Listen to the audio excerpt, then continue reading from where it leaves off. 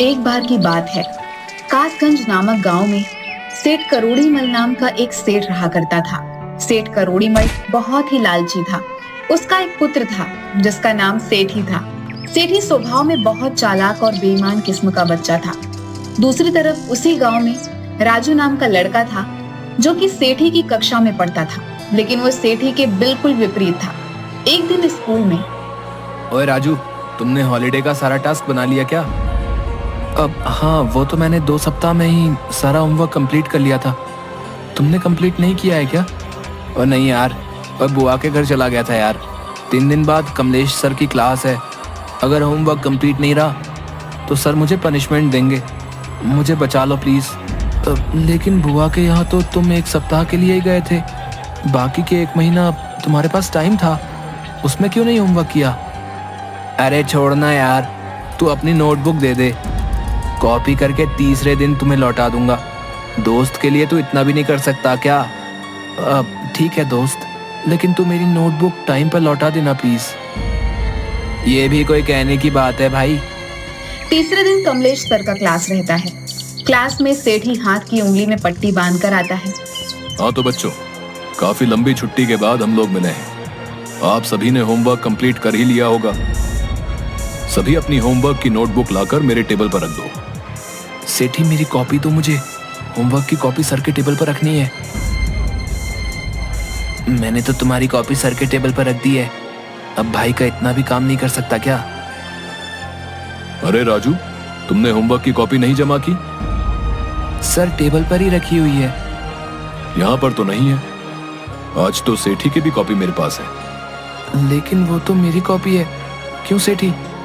अब मैं क्या ही कह सकता हूँ तुम्हारी कॉपी के बारे में। जब मैं टास्क बना रहा था तो मैंने तुमसे कहा था कि टास्क बना लो, लेकिन तुम बराबर यही कहते थे कि अभी बहुत दिन है। क्यों झूठ बोल रहे हो? सर उस कॉपी में देखिए, मेरी हैंडराइटिंग है। राजू सही कह रहा है सर, मेरी कॉपी में राजू की ही हैंडराइटिंग है। मेरी तो उंगली कट गई थी तो राजू से रिक्वेस्ट की थी कि मैं बता रहा हूँ, तू बस लिख दे। कमलेश सर राजू को होमवर्क ना करने के बदले सारा दिन क्लास में खड़े रहने की सजा दे देते हैं। सेठी, तुमने ऐसा क्यों किया? थोड़े से झूठ से अगर तुम्हारी जान बच रही है तो झूठ बोलने में कोई हर्ज नहीं है। सेठी लोगों को परेशान करता रहता था। इसी तरह 10 साल बीत जाने के बाद सेठी शहर में एक बहुत बड़ा रेस्टोरेंट बनाता है, और वहीं अच्छे नंबर और अच्छी डिग्री होने के बावजूद राजू गरीब बेरोजगारी का जीवन जी रहा था। सरिता, आज मुन्नी सुबह से क्यों रो रही है? आज घर में कुछ नहीं है। मुन्नी दूध के लिए रो रही है। ठीक है, कुछ देखता हूँ। राजू सभी जानने वालों से पैसा मांगता है, लेकिन कोई भी नहीं देता। थक हार कर वह सरिता का मंगलसूत्र गिरवी रखकर खाने के लिए कुछ सामान लेकर आता है, और बचे कुचे पैसों से अंत में वह एक चाय की दुकान खोल लेता है। एक दिन सेठी उसकी दुकान के सामने से गुजरता है। अरे क्या यार, तुम चाय बेचोगे? हम लोग एक ही स्कूल में पढ़े हैं, सब क्या कहेंगे भाई? झूठ, फरेब, बेईमानी, मक्कारी की हलवा पूरी से कहीं अच्छा ईमानदारी से चाय बेचकर सूखी रोटी खाकर चैन की नींद सोना कहीं अच्छा है। हाँ तो भाई ठीक है, फिर रहो झोपड़ी में रूखी सूखी खाकर, और क्या। मुझे देखो, मेरे पास आज बंगला है, गाड़ी है, बैंक बैलेंस है, सब है। धीरे धीरे राजू की चाय की गुमटी बड़ी होकर कॉफी हाउस रेस्टोरेंट में बदल जाती है। उसका टेस्टी चाय, कड़ी मेहनत, मधुर व्यवहार और ईमानदारी के कारण हमेशा कॉफी हाउस फुल रहा करती थी। उधर सेठी का दोस्त चंदन, जो शहर का सबसे बड़ा सेठ हरीलाल का बेटा था, एक दिन सेठी के रेस्टोरेंट में खाना खा रहा था। रेस्टोरेंट में तो बहुत अच्छा खाना बनाया तूने। मेरे पास एक आइडिया है, पहाड़ी के ऊपर 5 स्टार रेस्टोरेंट खोलने का। 20 लाख रुपए के प्रोजेक्ट में 5 लाख का इंतजाम हो गया है। आइडिया तो बहुत अच्छा है, 15 लाख मैं लगाऊंगा। प्रॉफिट कितना मिलेगा मुझे? तो मेरा दोस्त है इसलिए 25% प्रॉफिट में मिलेगा। ठीक है, कल मैं तुम्हें कैश 15 लाख दे दूंगा, कागज तुम बनवा लो। क्या यार, जब दोस्त के साथ कागज पर डील करनी पड़े तो फिर दोस्ती कैसी? भाई अगर तुझे मुझ पर शक है तो प्लीज मुझे नहीं चाहिए तेरा पैसा। इस तरह इमोशनल बातों से बिना पेपर के डील चंदन सेठी से 15 लाख रुपए ऐंठ लेता है। 2 साल बाद चंदन को पता चलता है कि उस तरह का कोई प्रोजेक्ट था ही नहीं। सेठी, तूने फर्जी प्रोजेक्ट के नाम पर मुझसे 15 लाख जो लिए हैं ना, वो वापस कर। अरे कौन सा प्रोजेक्ट, कैसा पैसा और किसका पैसा? कोई कागज या बैंक रिसीट है तो दिखाओ भैया। देख सेठी, मैंने पहाड़ी में रेस्टोरेंट के लिए तुम्हें 15 लाख कैश दिए थे। तुमने ही कहा था कि दोस्तों के बीच कागज का क्या काम। इस तरह कागज के अभाव में चंदन सेठी से 15 लाख रुपए हड़प लेता है। एक दिन इनकम टैक्स वाले छापा मारते हैं और टैक्स चोरी के आरोप में सेठी का दुकान सीज कर दिया जाता है। जल्द ही सेठी कंगाल हो जाता है। एक दिन राजू के कॉफी हाउस में, राजू भाई, आज मैं कंगाल हो गया हूँ, प्लीज मेरी मदद कर दो। मुझे फिर से बिजनेस करने के लिए पूंजी चाहिए। मैं जल्दी ही तुम्हारा पैसा लौटा दूंगा।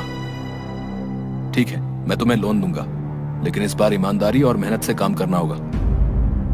राजू से पैसा लेकर सेठी उसी के कॉफी हाउस के सामने अपना कॉफी हाउस भी खोल देता है। सेठी राजू के कैफे को कॉम्पिटिटर मानकर उसके कैफे को तरह तरह से बदनाम करने की कोशिश करने लगता है। अरिया, ये ले फेविक्विक और जा राजू के कॉफी हाउस में 2-2 बूंद सभी कुर्सी पर गिरा करा। जा। जैसे ही राजू का कॉफी हाउस ओपन होता है, लोगों की भीड़ लग जाती है। मौका देकर हरिया सभी की कुर्सी पर फेविक्विक डालकर आ जाता है। हाँ मालिक, जैसा आपने कहा था वैसा ही करके आया हूँ। शाबाश, अब आएगा मजा। बहुत ईमानदारी और मेहनत का पाठ पढ़ाता है। अब देखता हूँ तेरा कॉफी हाउस कैसे चलता है। हाँ। उधर फेविक्विक लगी हुई कुर्सी पर बैठने से सभी कस्टमर का पैंट चिपक जाता है। उठते समय उनके पैंट फट जाते हैं। पूरे कॉफी हाउस में हंगामा खड़ा हो जाता है। राजू को कुछ भी समझ नहीं आता कि यह सब कैसे हुआ, लेकिन तुरंत ही वह अपने बुद्धि विवेक से काम लेता हुआ अनाउंस करता है कि प्लीज शांति बनाए रखें। पता नहीं ये किसकी हरकत है, लेकिन राजू कॉफी हाउस आप सभी कस्टमर्स को माफी के तौर पर एक नई जीन्स आधे घंटे के अंदर आपको प्रोवाइड करवा रही है। हमारी ओर से हुई असुविधा के लिए आपसे क्षमा चाहते हैं। अरे क्या हुआ राजू, तुम्हारी दुकान पर हो रहे हंगामे को सुनकर मैं दौड़ा हुआ आया। देखो ना दोस्त, किसी ने कॉफी हाउस की कुर्सी में फेविक्विक लगा दिया है। भाई, तुम्हारे कस्टमर तो बहुत सीधे हैं जो एक जीन्स पर मान गए। मैं होता तो तुम पर कंज्यूमर कोर्ट में केस कर देता। डियर कस्टमर, आपकी जीन्स आ गई है। आप लोग अपने अपने साइज के अनुसार जीन्स लेकर पहन लें। एक बार फिर सेठी की चाल फेल हो जाती है, लेकिन सेठी अपनी हरकतों से बाज नहीं आता। एक दिन सेठी अपने दोस्त जीवा की मदद से एक प्लान बनाता है। भाई जीवा, मैं चाहता हूँ कि मेरे सामने वाला कॉफी हाउस किसी तरह मेरा हो जाए, लेकिन हर बार मेरी तरकीब राजू फेल कर देता है। कोई बात नहीं गुरु, इस बार जीवा का प्लान है जो कभी फेल नहीं हो सकता। ऐसा क्या सोचा है तुमने कि वो प्लान फेल नहीं हो सकता? प्लान ऐसा है कि हम लोग किसी तरह उसके चाय के दूध में चूहे मारने की दवा मिला देंगे। फिर एक बार अगर कॉफी हाउस बदनाम हो गया तो फिर हमारी दुकान चल पड़ेगी। देख भाई, ये काम हरिया ही कर सकता है। पिछली बार इसी ने फेविक्विक चिपकाई थी। ना मालिक, ये काम हमसे नहीं होगा। चूहे मारने वाला जहर से अगर आदमी को कुछ हो गया तो पाप मेरे ऊपर ही आएगा। अरे हरिया, इसी इमोशन के कारण तुम लोग गरीब के गरीब ही रह जाते हो। कोई बात नहीं, ये काम हम दोनों करेंगे, वो भी आज ही रात। दोनों रात 12 बजे के अंधेरे में चूहे मारने की दवा को लेकर कॉफी हाउस में पीछे वाले रास्ते से घुसते हैं। अबे जीवा, ठीक से चल, मुझसे बार बार क्यों टकरा रहा है? ऐसी अंधेरे में कुछ दिखाई नहीं दे रहा। मैं तो ठीक से ही चल लिया हूँ, लेकिन ससुर ये जमीन ही ऊपर नीचे, अंधेरे में पता ही नहीं चल लिया है। तभी जीवा के पैर के नीचे एक छुछुंदर आ जाता है और अनबैलेंस होकर सेठी के ऊपर गिर जाता है। सारे चूहे मारने वाली दवा सेठी और जीवा के चेहरे पर गिर जाती है। थू थू थू।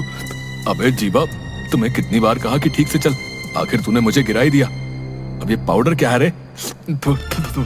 ये चूहे मारने वाली दवा मेरे चेहरे पर गिर गई। चलो भागो यहाँ से, भागो यहाँ से। थू थू थू थू। भाई, मुझे कुछ दिखाई नहीं दे रहा है। मेरी आंखों में शायद ये दवा चली गई है। साला छछुंदर सारा खेल बिगाड़ गया। मार डाला रे। अब मेरे हाथों पर क्यों चढ़ा है तू? ये मेरा हाथ है, छछुंदर नहीं, जो बार बार लातों से मारे जा रहा है। मुझे क्या पता यार, मुझे तो कुछ दिखाई नहीं दे रहा है कि ससुरा छछुंदर कहाँ है और तेरा हाथ कहाँ है। दोनों किसी तरह गिरते पड़ते वापस दुकान में आ जाते हैं, जहाँ पर आते ही सेठी उल्टी करने लगता है। इधर जीवा की आंख लाल हो जाती है। 2-3 दिन के बाद जीवा, आज हमें सावधानी पूर्वक रात में काम करना होगा। हाँ यार दोस्त, आज रात ही हम दोनों सारा काम कर लेंगे। कल के बाद अपना काम खत्म, फिर हमारी चाय की दुकान ही इस एरिया में चलेगी। हाँ, हम दुगनी कीमत पर चाय बेचेंगे। राजू के सारे कस्टमर हमारे होंगे।